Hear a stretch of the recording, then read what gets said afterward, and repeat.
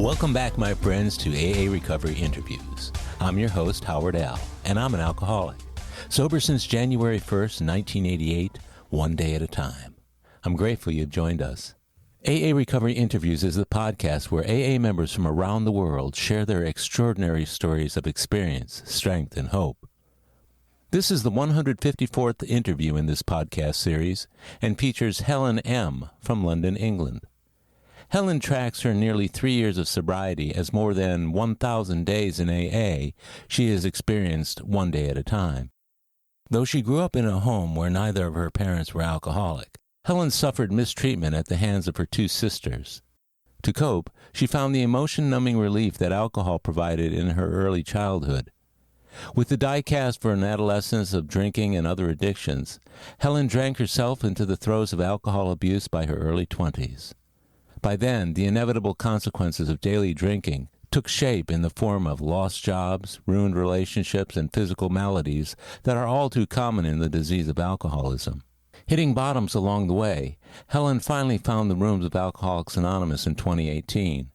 But getting to AA was only half the battle, as her desire to drink continued to take her down. In a moment of utter despair, fraught with failure to grasp the program, Helen's path of salvation from drink was illuminated in September 2021. She was done drinking and proceeded to work the program as suggested, even during the early days of COVID, when she became a meeting maker on several Zoom meetings she attended every day. Helen's passion and enthusiasm for AA recovery is infectious, as she describes the gifts of the program she has enjoyed. Working the steps, studying the big book, having and being a sponsor, spiritual awareness, and frequent service work all bolster Helen's place in the program. Her story bears witness to AA members in their early years of the power of the program and reminds those with many years or decades of sobriety that the simple path of faith and action is still blessed beyond question by a higher power. So please enjoy the next hour or so of AA Recovery Interviews with my friend and AA sister, Helen M.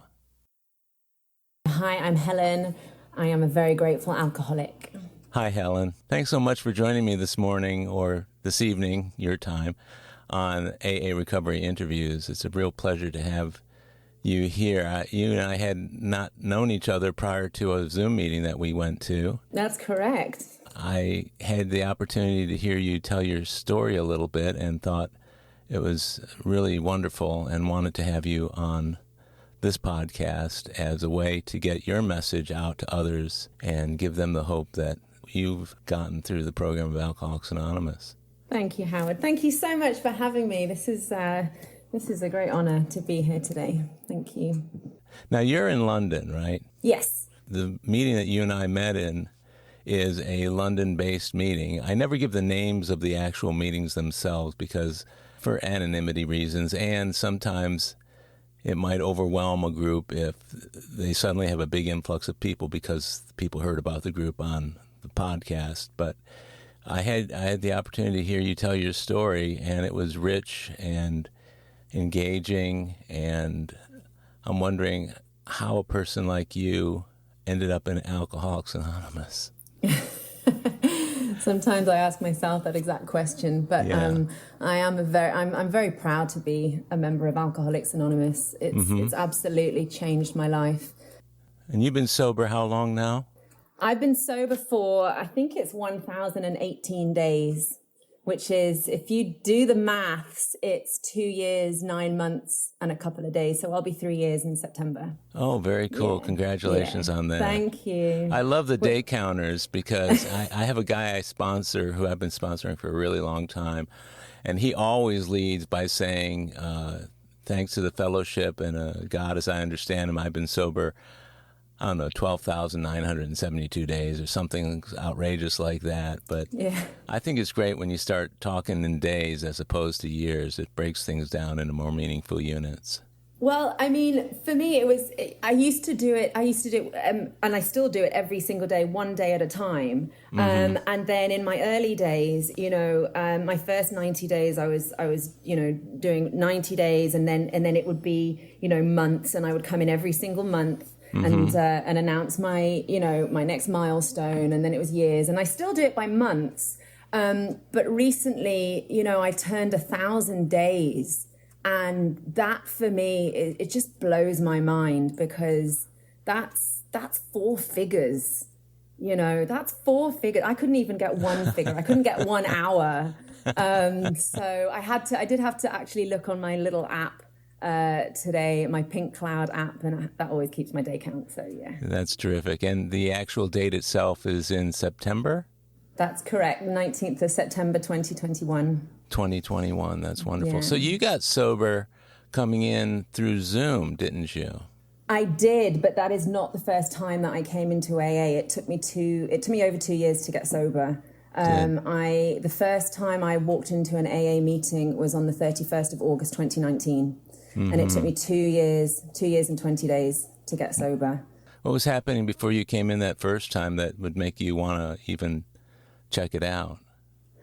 Well, I knew that I was drinking too much, and I had been drinking for a long time. I first picked up my first drink at the age of 5. And, throughout the years, I can even go back to that day, because I remember it quite vividly. We were at my cousin's wedding, and I remember, I was full of fear, and I didn't know it at the time, but mm-hmm.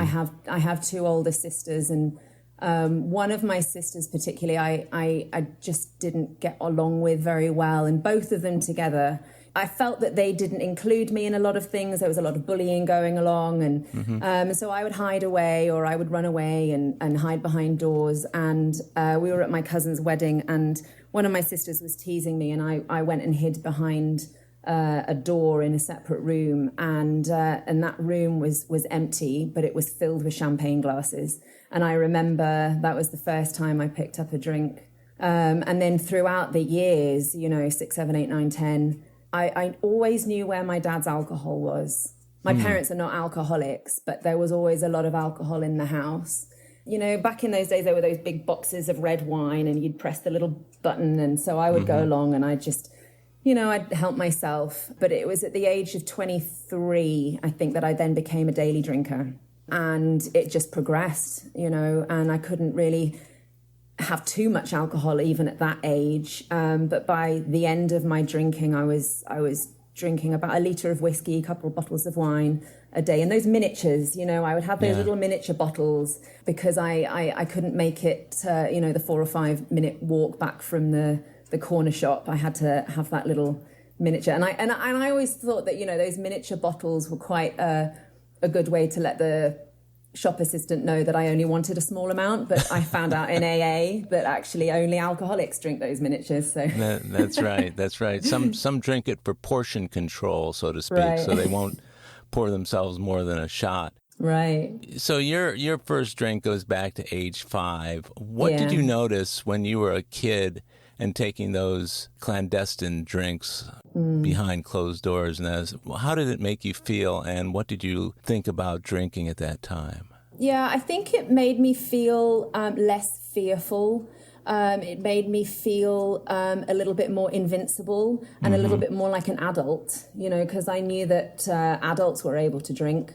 And that's what they did. And I obviously always did it in secret, which added to that fear of being found out. But I never was found out. I was always very good at hiding and keeping things secret. But it was those drinks that made me, it took away a lot of my anxiety, for sure. You had mentioned earlier about being bullied by your sisters. Mm-hmm, yeah. What did the drinking do to those particular relationships with those sisters? Well, I would drink particularly when one of them or both of them were being quite mean to me. And it would just help to numb my feelings. It would help to, numb out what they would say to me. It was really just the one sister who was the worst, but I felt that the other sister would, follow her like a little sheep. And that's how I saw their relationship, and I saw them very, very close. And, I'm very close to one of them now, but I'm still not close to the other one, the one that was really mean to me. And is that since sobriety or? Since sobriety. So my middle sister lives over in America, and I went to see her last year. and she's actually very unwell right now. She has cancer, and it's devastating. But I went over to visit her last year, and I was adamant that I wasn't going to tell her that I'm in recovery. And I was 18 months at the time, coming up to 18 months. And I was adamant that I wasn't going to tell her. And then towards the end of the week, we started bonding over our relationship with our mum. Mm-hmm. And, one conversation led on to another one. And it was in the journey back to the airport. And it was just me and her. It was just like something came out of me. And I just started sharing these stories and just told her that I was in recovery. And we were both crying. And I mean, it was an absolutely incredible conversation and situation. And I was just able to make an amends to her, and I'm able to be that sister for her that I was never able to be. It was amazing, and I'm going back to see her this September. I'm flying over initially to San Diego, where I've got a lot of friends in recovery. My best friend who is in recovery, she's sober for 34 years. I met her on Zoom. I'm starting over in San Diego. And then I go up to LA, where my sponsor has just moved back to, and that's where I'm going to celebrate my 3 years. And then I fly up to see my sister, and then I'll go back. One of the greatest gifts in sobriety, I think, for a lot of people is the reparation of relationships. Even relationships where people haven't been close for decades or most of their lives can sometimes be ironed out and repaired as a result of sobriety. Had you not stopped drinking, what do you think your response to your sister being ill would have been? I would have been drinking and making it all about me. She was diagnosed with cancer when I was drinking. Mm-hmm. I remember walking to the corner shop because I wanted to sort of numb the pain. I remember going back and forth along the road going, I'm going to go to the shop. No, I'm not. Yes, I'm going to go to the shop. No, I'm not. Yes, I'm going to go to the shop. And I remember calling somebody who is in AA, and I spoke to him and I said, I just don't know what to do. And we spoke on the phone and we prayed together down the phone. That was one of the most powerful things that I can remember. But I still made it all about me. And I didn't get sober then for another 9 months after that. And I couldn't stop for her. I couldn't stop for my family. I had to stop for myself. Yeah. And I'm incredibly grateful that I was given that gift of desperation. Yeah, and that's usually what it takes. No matter how many people or how many influences you have in your life, until you're willing to want it for yourself, I think it can sometimes be very elusive. You had mentioned that your parents weren't drinkers, but they did have alcohol in the house. What was your family of origin like growing up, especially around your parents and drinking in the household? My parents are very loving. I did grow up in a very loving family, apart from my sisters. My mum doesn't drink. She'll drink half a glass of champagne at Christmas time. My dad, he's not a heavy drinker either, or he really doesn't drink that much, but he always has alcohol in the house. I think a lot of it was given to him over the years as gifts. He was a headmaster of a school, and so he was always given alcohol, particularly whiskey. And I remember he had this big bookshelf, long bookshelf, and it was filled with whiskey bottles. And over the years, it was me that made my way through them, and I would be very careful to make sure that, each one was, the gap between just was the same each time, every time bottle was taken down. And it was just insane. That must have been tough.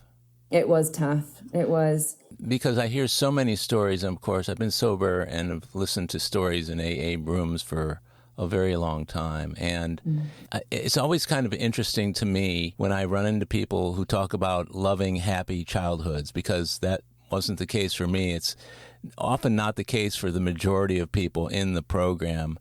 And one of my friends who mentioned about growing up in a happy, loving household, I asked him, I said, how is that possible? How can someone become an alcoholic coming out of that? Because my experience was I drank and used drugs because I came out of that kind of atmosphere.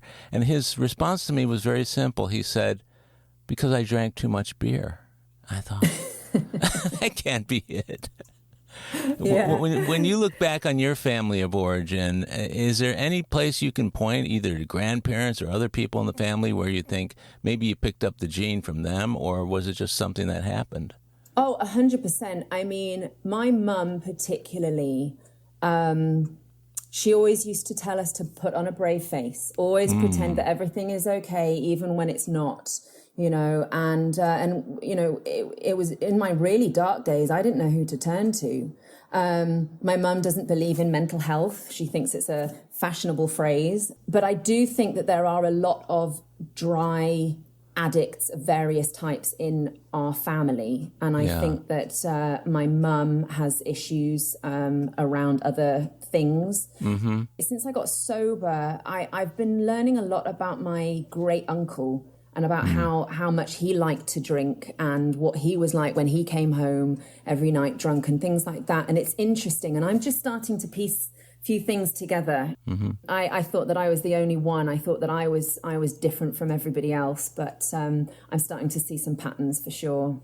Yeah, those patterns it's helpful to be able to recognize those, if for no other reason than to just give yourself some assurance that it didn't come out of this, outer space. It's something that was already running in the family when we got here. That's kind of how it was for me. Neither of my parents drank, but there was plenty of addiction and other mental health issues in the family, going back probably generations. And, you hope that it skips a generation or two along the way. But my feeling is that as long as it's better in our generation than it was in the last, there's hope for everyone. I remember when I was in therapy, when I was in serious depression and serious drinking. And I remember putting my parents on a pedestal, and I would say, my mum is the strongest person that I know, and she never talks about her feelings, and I've never seen my mum cry. And I remember my therapist looking at me and saying, and is that strong?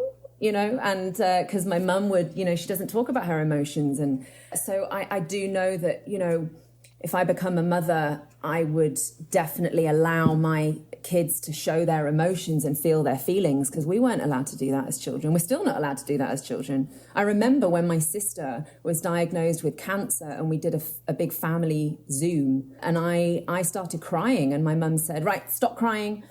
Let's focus on the next thing, and da-da-da. And my sister said to me, Mum, she's allowed to cry. My sister then went into surgery and then came out. She woke up, and the first thing she texted me was, did you allow yourself to cry?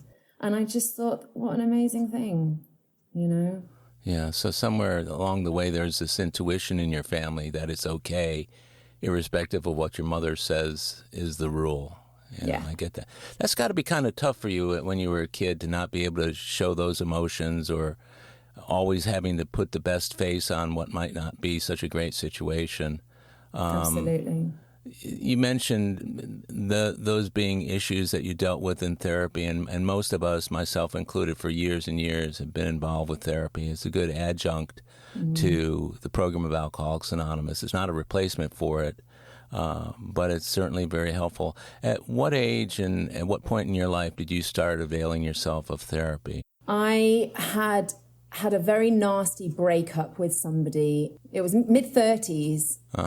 And he was quite a manipulative person, and all of my confidence just was shattered in myself. And I would wake up and I would drink, and I just didn't want to wake up anymore. And I remember going to therapy, but because I was drinking, not much was really going in. And there were periods of time when she would even say, I don't think it's right that we carry on until you can sort your alcoholism out. And she did try to get me into AA, but when I got sober, that was when I came back into therapy. And that was when things really helped, doing therapy along with my steps and having my sponsor as well. Was just incredible for me. And then I went from having weekly sessions to every 2 weeks, and then every month. And then, now I don't have therapy sessions, but I do know that she's always there if I need her.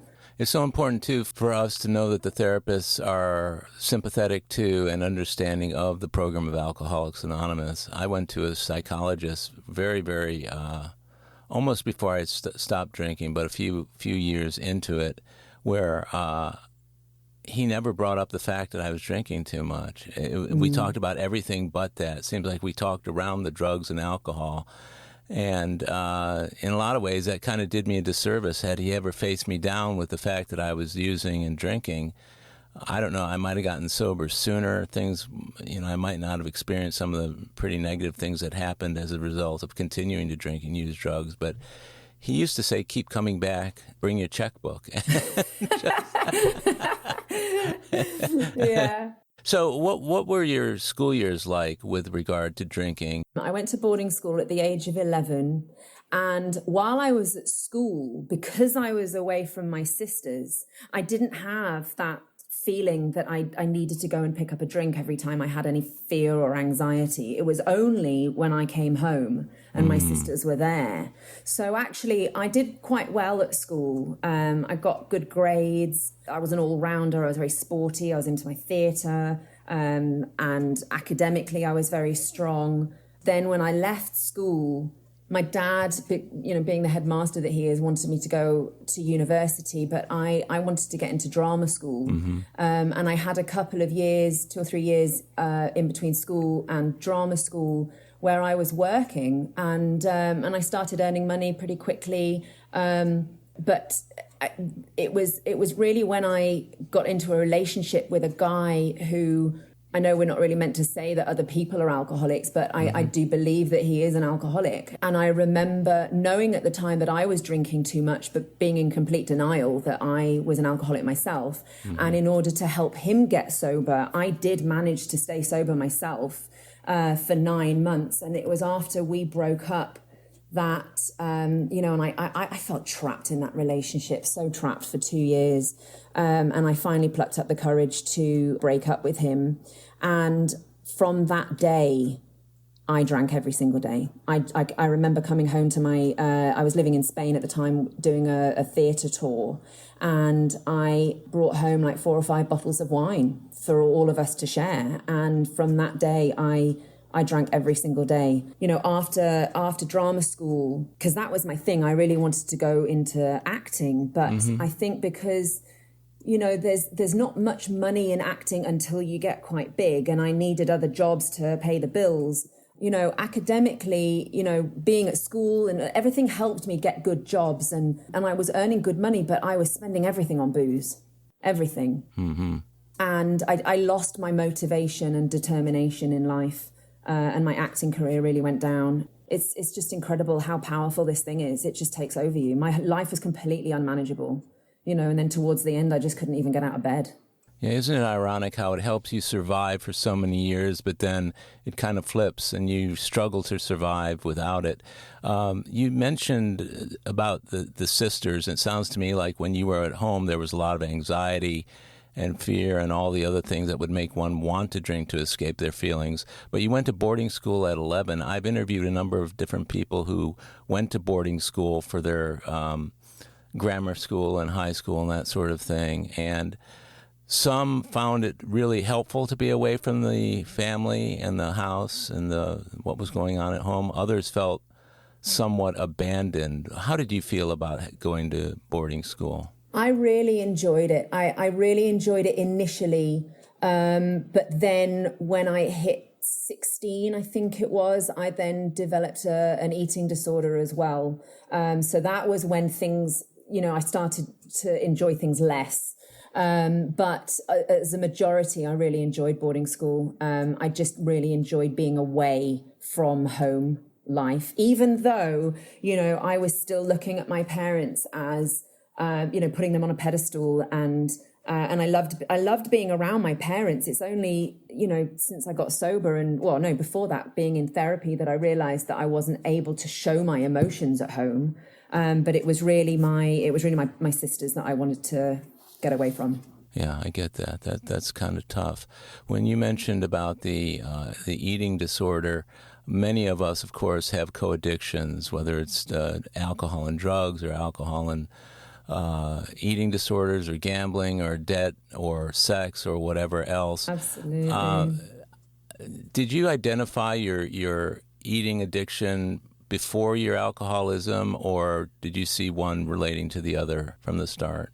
Obviously, I started drinking first because I was young. I was 5, and I was always a very good eater, and I was always very active. But my eating disorder, because my mum has issues with food, that was the thing. Ever since I can remember, she's always been on a diet or been in Weight Watchers, and everything in Weight Watchers is done by points. And I can pin that point when I remember looking in her Weight Watchers book and seeing how many points I was eating, at the time. And I was only 15, 16, and being shocked at how much I was eating. And that's how my eating disorder kicked in. I remember then when I was around about 19, 20, something like that, I remember thinking, well, if I substitute my dinner for a bottle of wine because liquid is going to be easier to digest, then, so that's how it kind of started to progress until it then became a daily thing at the age of 23. Yeah. So really booze after a while, was my morning, breakfast, lunch and dinner, and everything in between. I was a 24-hour drinker. So it also became the gateway into your eating addiction then. Yeah, absolutely. I mean, I have cross addictions. Drugs was a huge part of my story as well. Food, obviously. I dabbled in gambling a little bit. I could have gone into a lot of fellowships. But for me, the first drug that I picked up was alcohol. Yeah. And the last drug that I put down was alcohol. And for me, Alcoholics Anonymous has really helped with every aspect in my life. Do you feel like Alcoholics Anonymous then has helped you address the other addictions? 100%. 100%. It's because people allowed me to respect myself and showed me how to respect myself. And I think, because it's an honest program, I really had to start getting honest with myself. Can you walk us down the path a little bit from when you graduated from high school and the thing you mentioned some about acting jobs and doing other things to support yourself while you were pursuing that. Can you tell me a little bit more about that and what that time frame was like before you actually came into AA? Sure. So I left school, it would have been at 18. And before I was drinking daily, I think I was battling more with my eating. And then at the age of 23, I was away in Spain and I was traveling with a theatre company. And then, my acting career never took off. I think because, my motivation went down and I needed jobs to help me pay the bills. And I would always gravitate to hospitality. So of course in hospitality, there's always a lot of booze, and very quickly I learned to put whiskey in my morning coffee or finish off other people's drinks. I always knew where the cameras were, so I wasn't caught doing things like that. And I still carried on here and there with my acting, but even acting, going on festivals or whatever, there's always a lot of alcohol. People are always drinking, it's not great for a potential alcoholic. And I got a very good job working in a restaurant in central London. Deep down, looking back at that, I mean, I was suspended from work for what they didn't know it was to do with alcohol, but I know that it was to do with alcohol. And I left that job and said, right, all I'm going to do is act, and I'm going to put everything into my acting. But I couldn't because I was just drinking, the whole time. And so I actually completely ran out of money. I ended up, how it talks about, sordid places in the big book. And I ended up going into a strip club. And I was working in a strip club for years. And I was earning very good money, but I was spending every single penny on drugs and alcohol. And I remember I was 36 and I was lying in bed. God knows what time of the day it was. I never knew what time of the day it was. And I remember lying in bed at night and I saw on Facebook somebody had posted that they were 2 years sober. And I didn't know this person, but for some reason we were friends on Facebook. And I messaged him directly and asked him how he did it. And he said AA. And I went into my first meeting and I was 36 and it was on the 31st of August, 2019. And I can picture it now. And that's, that's not my sobriety date, but that's the date that I admitted that I have a problem. And then when I got sober in 2021, that's the date that I accepted it. And I remember walking into that meeting, and the lady who chaired was talking about like this internal tremor that she had. And I suddenly related, because I had this internal tremor constantly. I hadn't physically been shaking at that point. You couldn't see it, but I had this internal tremor, and I always put it down to anxiety, and it would wake me up in the middle of the night. I felt like I was shaking like anything, but I wasn't at that point. And so I would drink to calm my anxiety, what I thought it was. Mm-hmm.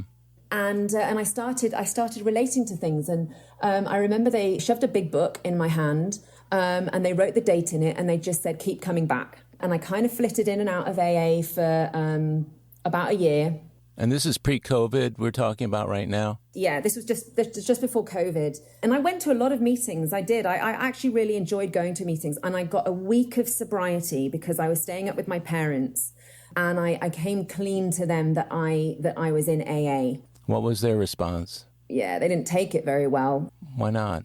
Because, of course, a daughter of theirs couldn't be an alcoholic, right? And I remember my mum said to me, well, this stops now, right? This stops now. And then she told my dad, and I went off to a meeting, and I came home, and they were both sitting at the table. And my mum said, I've told you, Dad. And I just went, oh, God. Because I told my mum, because I was so worried that they were going to find out how much of Dad's whiskey that I was drinking. Right. They'd been given this bottle of vodka by somebody. It was a 2-liter bottle of vodka. And I drank the whole thing, and then obviously filled it up with water. And then before they noticed, I would fill it up with vodka, and then drink the vodka, and then fill it up with water, and all that kind of stuff. And then my mum had smelt it and realised that it wasn't actually vodka, and it was water. And so, my dad was very shocked, and he didn't really say an awful lot. But my mum would say to me things like, right, well, this stops now. And she said, we assume that you're not on drugs. And I just went, I just lied. And I just said, no, Mum, and in my head I was thinking, well, if that helps you, then fine. The next day she said to me, she gave me a big hug. I remember that. She did give me a big hug. And then she said to me, I don't think you'll relapse. And that was really her just saying, I don't want you to relapse. Over the years, it's been amazing how much they have, how they've grown in their acceptance of this. Yeah. Because even the Christmas that's just gone, we went out for lunch, and they said for the very first time in public the words AA. And because normally they would say, my mum would say, in fact, my dad actually doesn't really ask me anything about it, but it's my mum that she'll say to me, are you still going to your meetings, quite quietly? And I'll say, yes, Mum, I go to my meetings of Alcoholics Anonymous. Shush, people might be listening. Right, exactly. We'll be right back. My friends, if you're enjoying AA recovery interviews, I invite you to check out my latest audiobook, Alcoholics Anonymous, the story of how more than 100 men have recovered from alcoholism. This is the word-for-word, cover-to-cover reading of the first edition of the Big Book, published in 1939. It's a relaxing yet meaningful and engaging way to listen to the Big Book anytime, any place. Have a free listen at Audible, iTunes, or Amazon. While you're there, search for my other audiobook, Lost Stories of the Big Book, 30 original stories from the first and or second editions missing from the third and fourth editions of Alcoholics Anonymous. It's also available from Amazon as a Kindle book or in paperback if you'd like to read along. You're going to love it. And we're back.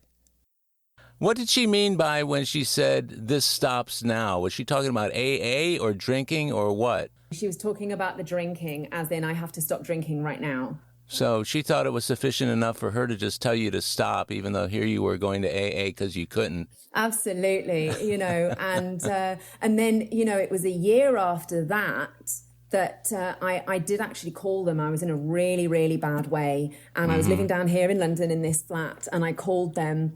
And they came down and picked me up. You know, my parents were in their 70s, and they drove down, they picked me up, and they took me home. And that was the first time that I was physically shaking. I remember my mum gave me a cup of tea to hold, and I couldn't hold it. And she was spoon feeding me and everything.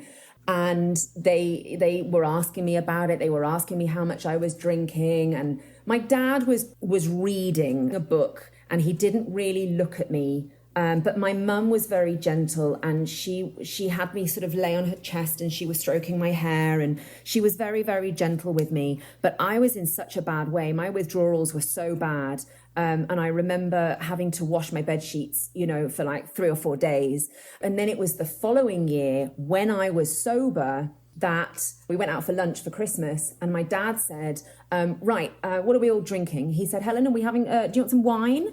And I said, no, Dad, I don't drink anymore. And he said, don't you? Why not? And I was shocked, and I couldn't quite fathom how he couldn't remember what I had been like, you know, that image of me. And I was completely unrecognizable. I mean, I was purple, my eyes were bloodshot, my skin was crusty. I was about 3 or 4 sizes bigger than I am now. I was just a mess, and he couldn't understand why I wasn't drinking. And then he would tell me about this Christmas cake that he had made, and he said, oh, you must have some, I'll send some down to you. And I said, yeah, but Dad, does it have alcohol in? And he said, oh yes, lots of it. And I said, well then Dad, I don't want it. And he said, but it's Christmas cake. You know, when you're not an alcoholic, it's difficult to understand. But I know personally myself, I can never safely pick up a drink again. That's right. And it's a frame of mind that you really don't get until you're either in the rooms or are really truly understanding of the people who are in the rooms. And if they don't understand alcoholism, they may not think it's a very big deal for you to take a drink or to eat a piece of brandy-soaked fruitcake or whatever it is that your dad was making. But that slips off your mind very, very quickly, don't you think?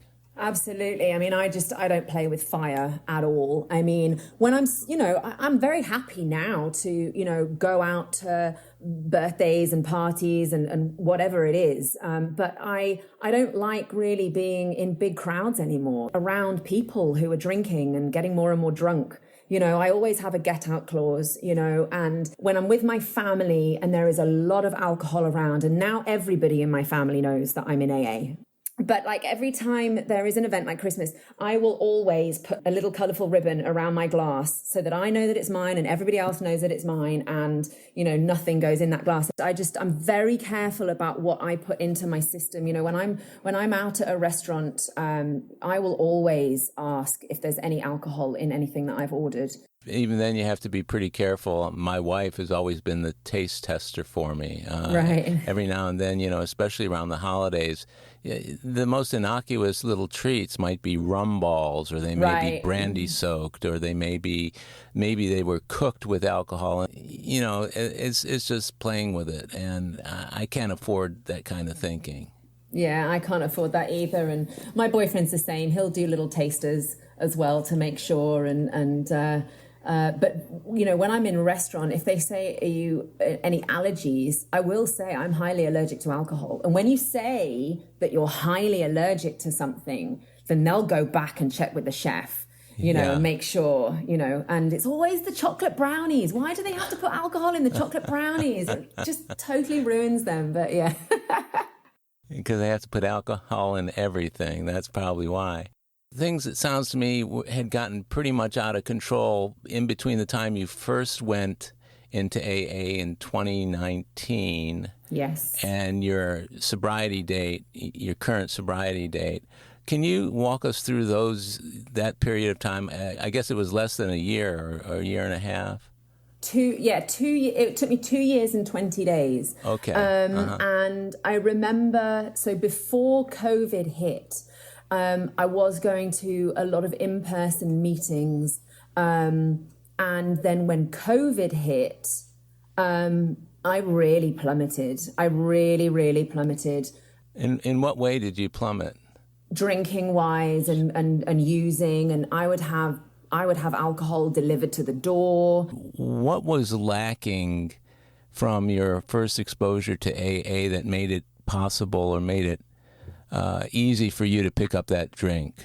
I didn't want it enough. I came into Alcoholics Anonymous in 2019 thinking that, I could go to a few meetings and, I would just be taught really how to drink like a normal person. And I just wanted the consequences to stop. And I remember seeing all the scrolls on the walls and seeing the steps. And I just thought that it just looked like too much work, and I wasn't willing to put the work in. And I saw the word God and I just kind of just wanted to run away. And I saw the steps and I thought that most of them didn't even apply to me. And I just thought I could just come to some meetings.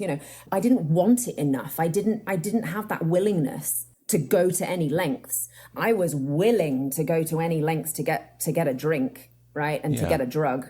But I wasn't willing at that point to go to any lengths. And people would give me their phone numbers and I was handing out my phone number to people. And all these numbers were ringing me that I didn't recognize. And I didn't want to pick up the phone, to anybody because I didn't like the question, how are you? Because I never knew how to answer that because I'd always numbed every single feeling and emotion that I had with alcohol. And I didn't like the question, how long have you been sober now? Because I wasn't. I was still drinking and I kept ending up in hospital and I was always on a drip and that would always make me feel a lot better. And the doctors would always say to me, you're drinking dangerous amounts. Try and reduce, but don't stop drinking. And when you tell an alcoholic to not stop drinking, that's like gold dust, right? So right. I carried on drinking but I was never able to reduce my drinking. And then eventually I went into hospital and I said to the doctors, I need more than just medication. I need to speak to somebody. They brought down a guy from the alcohol department. His name's Charlie, and he won't mind me saying his name. And he sat with me and I was pouring my heart out and I was just crying and sobbing and he explained that he's in recovery himself and we were just sharing stories and relating and it was the first time that I had any sense of hope at all. And he was so gentle with me. And I remember saying to him, am I going to die? And he said to me, not on my watch. And he never gave up on me. And we're still very good friends to this day. And he told me that during lockdown, AA had moved on to Zoom. And so when I was released from hospital, I came home and I woke up the next morning and I had a text message from Charlie. And he said, hi, Helen, it's Charlie from the hospital. I hope you're okay. And as promised, here is the link for all the AA meetings on Zoom. And I remember looking at this message and I was thinking, oh my God, like normally when you get sent away from hospital, they just sort of wish you all the best. And here was somebody who was genuinely wanted to help me. And so I got into AA on Zoom. I went to a meeting and he was there. And from then I just started going to all of these online meetings, but it wasn't consistent. I wasn't every day, but I was still coming back. That was the one thing that I was doing. There was a meeting that I liked, and it's now my home group, but I wasn't going every single day, but I was seeing all the same people, but it still took me from the minute that I started coming into Zoom, it still took me another year, I was drinking every day, but I was having these big binges of, a liter of whiskey, a few bottles of wine every single day. And eventually, and I was still going into hospital. And then eventually I just thought, I just can't do this anymore. I was done. I was given that gift of desperation and I knew that there was only one place that I needed to be. My therapist hadn't got me sober. Hospital hadn't got me sober, even though I'm incredibly grateful that I met Charlie, that there was just one place that I needed to be. And I came back into Alcoholics Anonymous. And when you were hospitalized, what were you hospitalized for? For alcoholic poisoning. Yeah. And it was really only in the last few times that I was there that my liver had gone, off the roof. And because before that, like my blood counts were always kind of under the level, or they were always regarded as, okay. Yeah. And so that in itself allowed me to carry on drinking. In my head, I was thinking, all right, well, then I'm not really that bad. Yeah. So then I would just carry on drinking. But it did scare me when my liver went off the rocket. I was always told, that Jägermeister, I don't know if you have it over there in America. Mm-hmm. Right. So Jägermeister, I was told, has digestive ingredients in, special digestive ingredients in, right? So, which might be true, right? If you have like a teaspoon of it or something. And, I had a really bad stomach ache, I think, because, I was drinking too much. And so I decided to get myself a liter of Jägermeister, and I made my way through it.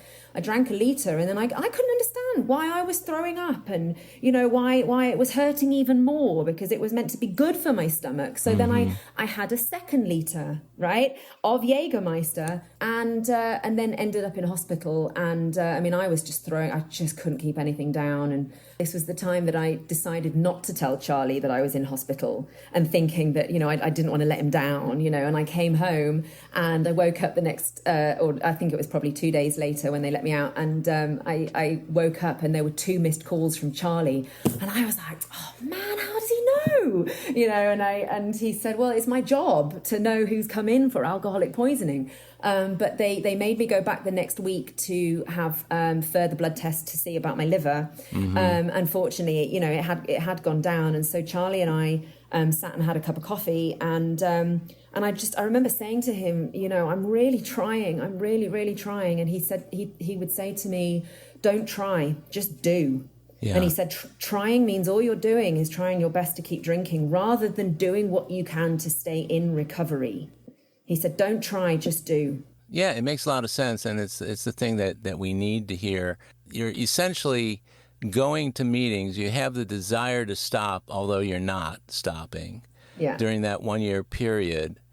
When you were called on in meetings, I'm curious, what were you saying, though you knew that you were drinking, maybe everybody else also knew? What sort of things were you talking about to get the onus off of you, or were you just out and out lying about not drinking? Well, this is an interesting one. I've been trying to remember this myself. I don't remember people sharing their day counts. Now, whether or not that was because I came into meetings late, I don't know. And I don't really remember. I definitely remember sharing, and I just remember people saying, just keep coming back. And I didn't know that they knew that I was drunk. I thought that I was being quite, clever about it. And I remember coming into the meeting that is now my home group, and there's a breakout room at the end, a women's breakout room, and there's a men's one as well. And I was in the breakout room, and my now sponsor said to me, "Hey, Helen, it's really good to see you. And, just how long?" And I was quite energetic. And she said, how long have you been sober now? And I was like, I don't know, maybe like a month. And I had like a gin and tonic in my hand. And, I remember being asked to read the preamble, and I asked to do readings. But I think it was really only in the in-person meetings that I was sharing. I don't really remember, it's all very fuzzy, but I don't really remember sharing so much. And I definitely don't think I did a day count, because I had no days. Well, Zoom certainly made it possible, and still does, because there are a lot of Zoom meetings still going on. Zoom made it possible for people to be able to be doing all kinds of things while it looks like they're okay on Zoom. Do you think you could have gotten away with what you were doing had you been going to live meetings during that year? Well, I remember one of the in-person meetings that I went to, and I was drinking in the toilet beforehand, and then there was, I think it was a 90-minute meeting, and then there was a little break, and I would go to the toilet and I would drink. And and I remember going to a meeting and a lady saying to me, have you had a drink today? And I kind of was a little bit shocked that she'd said that, but I said yes. And then she said, yeah, I can smell it. I was like, wow. And then I didn't like people getting too close to me. I was definitely being in the comfort of my own home during lockdown, especially when things got really, really bad. I still didn't have that willingness to go out, had there been in-person meetings, I wouldn't have really had that willingness and that energy to go out to meetings.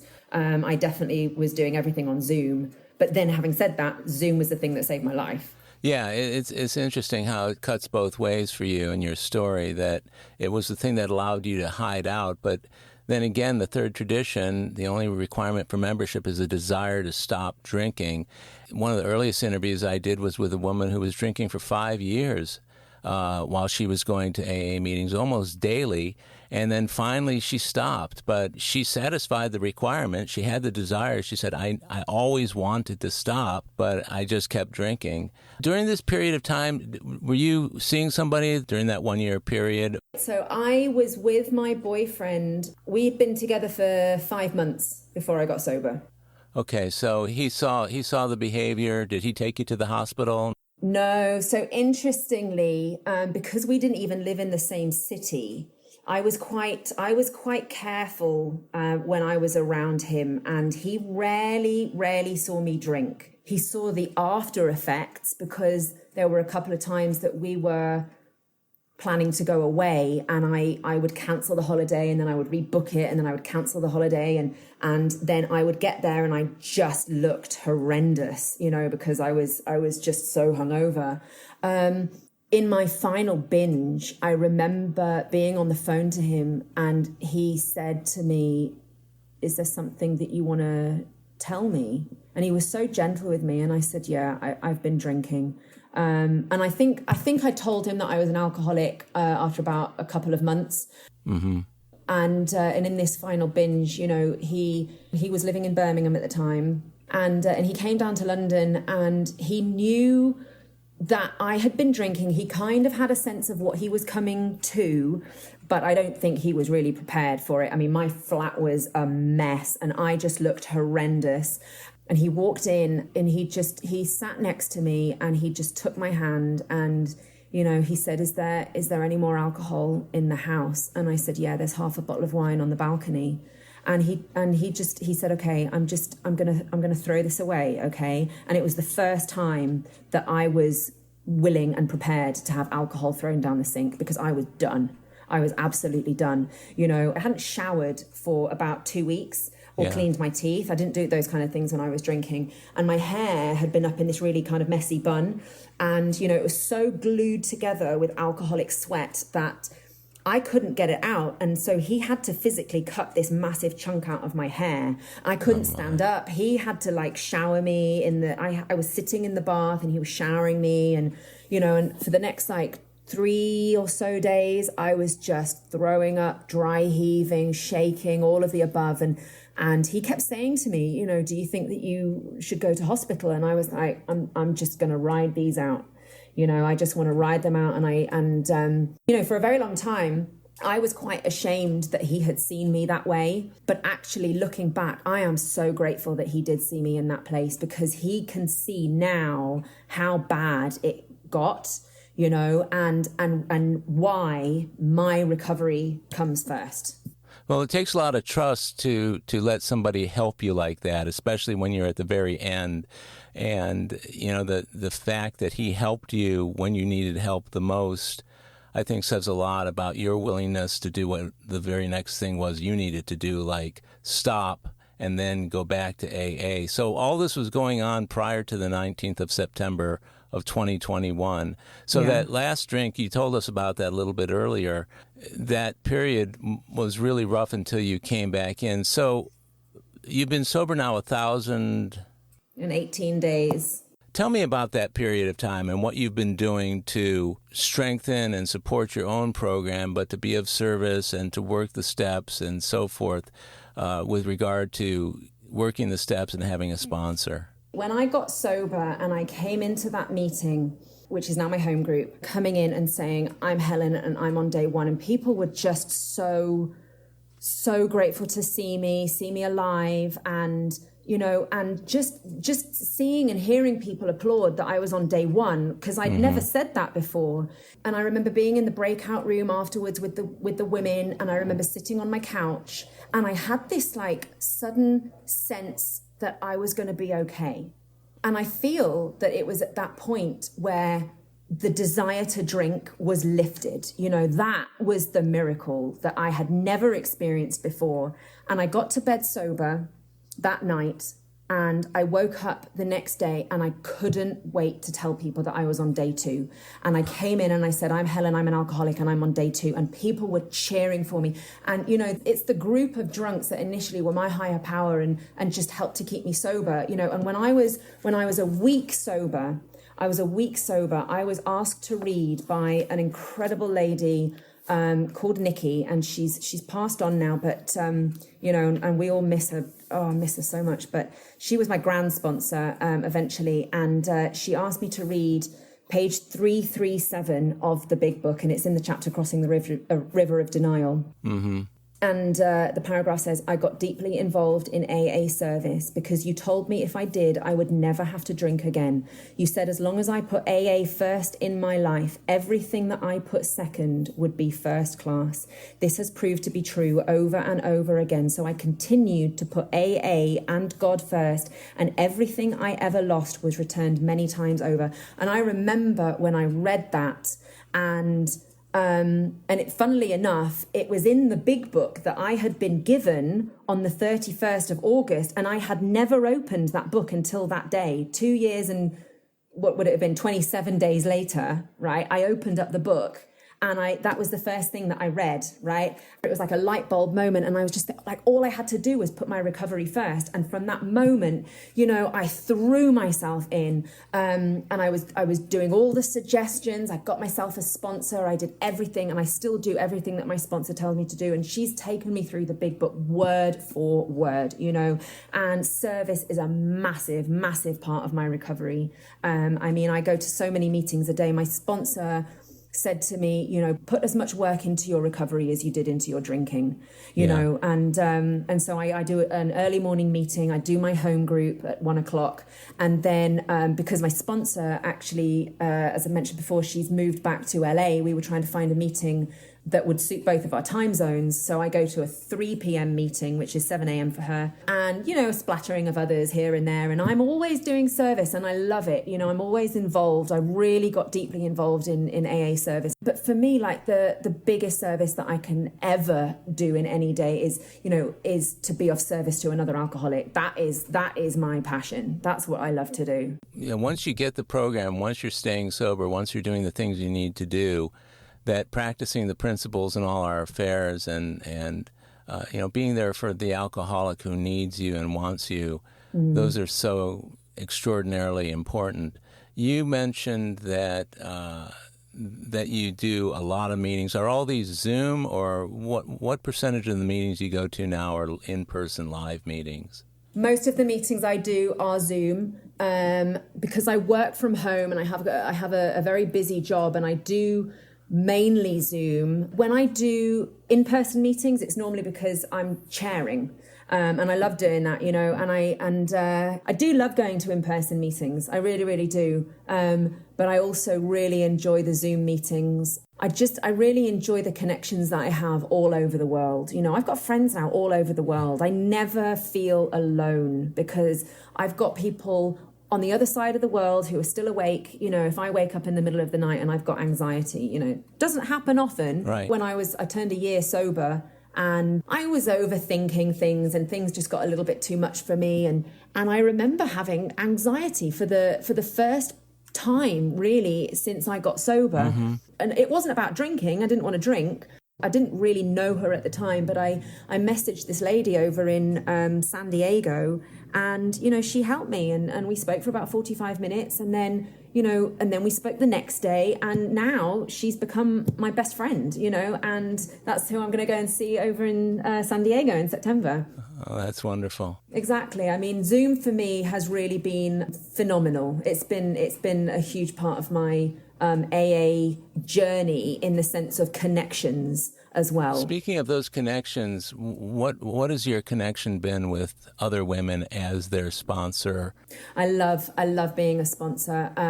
It was funny when I was going through my steps. And my sponsor would say to me, one day when you're a sponsor, and I would just kind of freeze. And I was like, I'm not ready to do that. I'm not ready to be a sponsor. But, it was before I finished my steps. I think I was still on step 11 or 10 or 11. And somebody asked me to sponsor them. And I was really hoping that she would. And I was ready for it. And I was like, and I asked my sponsor, and I said, she's asked me, do you think I'm ready? And she said, do you think you're ready? And I said, yeah, I think I'm ready. And she was like, I think you're ready. I love it, being able to help someone and take other women through the big, but when I was so helpless myself, it's just a miracle. I mean, that is one of the biggest gifts, that I can actually help other people. It's had its ups and downs. Tell me about some of the downs.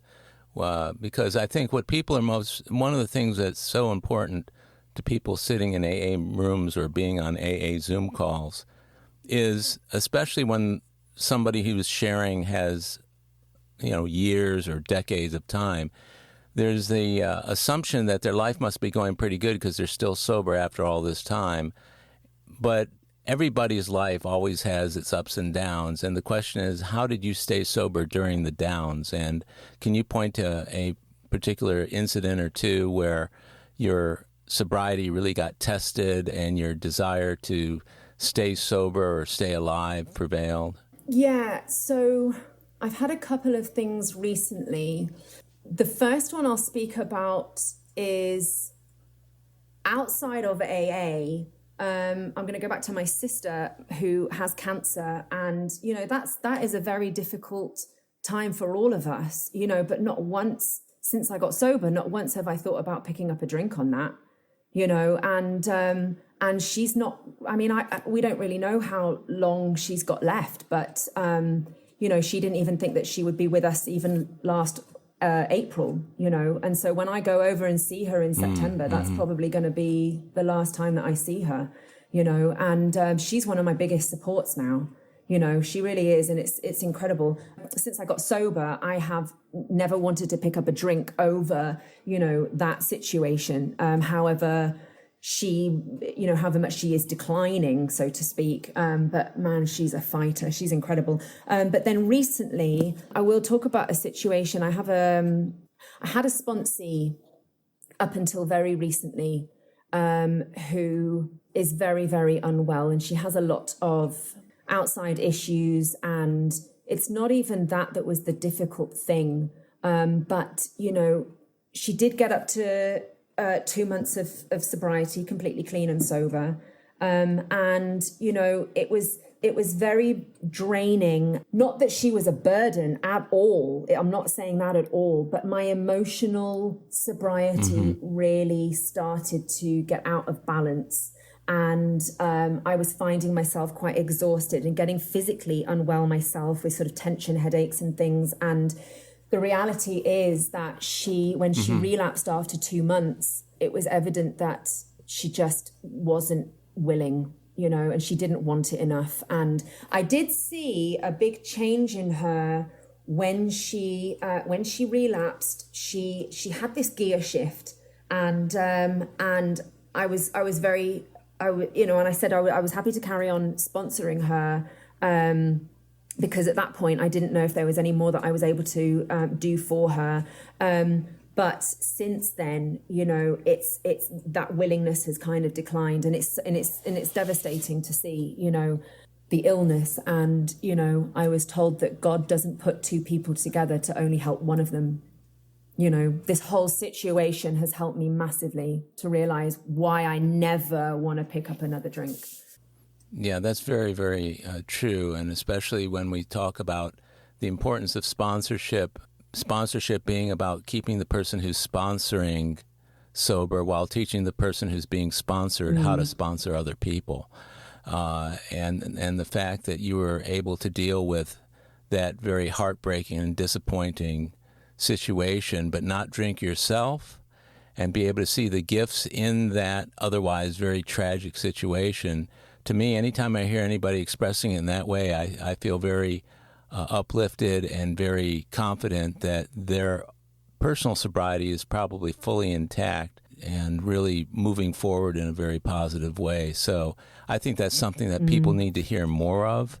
And that is, I sponsored someone who didn't stay sober, but I stayed sober. And until the next person I sponsor, and then we'll see if they stay sober, but I'm not going to drink. To me, it speaks to the strength and the working of your program, that you are doing the things that you need to do to stay sober and to be of service to other people. And that's a wonderful place to be.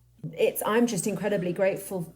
I've got a very strong sponsor, and during this whole process, I've had to revisit like steps 3 and step 7 and do steps, the step 3 prayer, the step 7 prayer. And, step 3, I mean, how can I be of use to anybody when I am in such bondage with myself?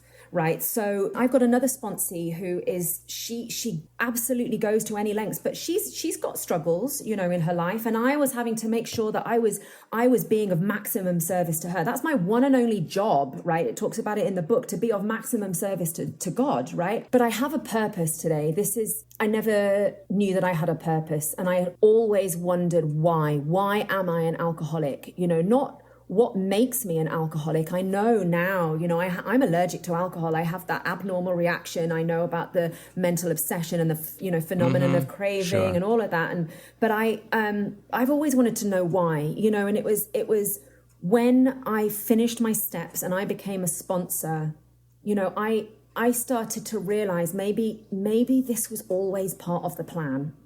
This was my higher power's plan. Maybe I was born to be an alcoholic, and maybe I had to go through, a lot of pain in my childhood and trauma and, all of that dark times and everything. Maybe I had to do that so that it brought me to the gates of insanity and death and suicide attempts, all of that kind of stuff, to bring me to the rooms of Alcoholics Anonymous so that I could go through the 12 steps just so that I could help another alcoholic.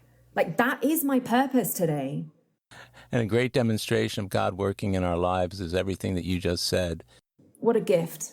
What a gift it is. And it's and you work an extraordinary program, and I've really enjoyed talking with you today and having you share your story on AA Recovery Interviews. I honor your sobriety, and I wish you many, many more days and weeks and months and years. And I appreciate you spending the time with me today. Thank you so much, Howard, for asking me. What a gift to be able to sit here today. Again, many thanks for doing this. Thank you so much. I really appreciate it. Well, my friends, that's a wrap for this episode of AA Recovery Interviews. Thanks to Helen M for sharing her story, and thank you for tuning in. If you enjoyed AA Recovery Interviews, will you please tell others how to listen to it? And please leave a rating or review for the show on Apple Podcasts. That'll help others find us. Of course, you can listen to the podcast on Apple Podcasts, iHeartRadio, Spotify, Pandora, YouTube Music, and other podcast apps. Or tell Siri or Alexa, play AA Recovery Interviews podcast. Or visit our website, aarecoveryinterviews.com, to hear every show, share your comments, and also contact us. If you want to email me directly, it's howard@aarecoveryinterviews.com. By the way, this podcast strictly adheres to AA's 12 traditions and all General Service Office guidelines for safeguarding anonymity online. I pay all production costs, and no one receives financial gain from the show. AA Recovery Interviews and my guests do not speak for or represent AA at large. This podcast is simply my way of giving back to AA that which has been so freely given to me. The next episode of AA Recovery Interviews is on the way, so keep coming back. It'll be here soon.